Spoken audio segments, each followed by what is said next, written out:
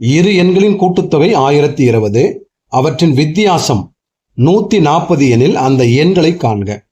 இந்த கணக்கை இதோட ஆப்ஷன் வச்சே நம்ம ஈஸியாக கண்டுபிடிச்சிடலாம். ஸோ ஒவ்வொரு நம்பருக்குமான வித்தியாசம் நீங்கள் கண்டுபிடிச்சிங்க அப்படின்னா எது 140 வருதோ அதுதான் ஆன்சர். 680லேருந்து 440 கழிச்சிங்கன்னா 240, 540லேருந்து ஒரு 580 கழிச்சிங்கன்னா ஜஸ்ட் 40, 580லேருந்து ஒரு 440 கழிச்சிங்கன்னா 140, 520லேருந்து ஒரு 500 கழிச்சிங்கன்னா 20. ஸோ இதில் வித்தியாசம் எவ்வளோ தராங்க? 140. அப்போ நமக்கு இதுதான் வித்தியாசம். ஸோ சி தான் அதுக்கான ஆப்ஷன். ஸோ இந்த மாதிரி ஆப்ஷனை வச்சு இந்த கணக்கை கண்டுபிடிக்கலாம். ஸோ இருந்தாலும் அது கணக்கை எப்படி நம்ம ப்ராப்பராக போடணும் அப்படின்னு சொல்லிட்டு பார்க்கலாம். இப்போ இரு எண்களுடைய கூட்டுத்தொகை எக்ஸ் பிளஸ் ஒய்ன்னு வச்சுக்கோங்க. It is equal to 1020. அவற்றின் வித்தியாசம் 140. அதனால மைனஸ் பண்ணணும். X minus y is equal to 140.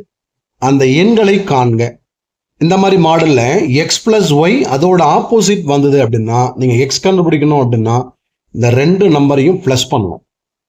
So plus பண்ணி அதை வரக்கூடிய ஆன்சரை 2ஆல் டிவைட் பண்ணணும். 1020 கூட ஒரு 140 ப்ளஸ் பண்ணீங்க அப்படின்னா 1160. அதை டிவைட் பை 2 பண்ணீங்கன்னா இதை கேன்சலேஷன் பண்ணால் 580. ஸோ எக்ஸோட ஆன்சர் 580. நெக்ஸ்ட் ஒய்யை கண்டுபிடிக்கணும் அப்படின்னா இந்த நம்பர்லேருந்து இந்த நம்பரை லெஸ் பண்ணணும்.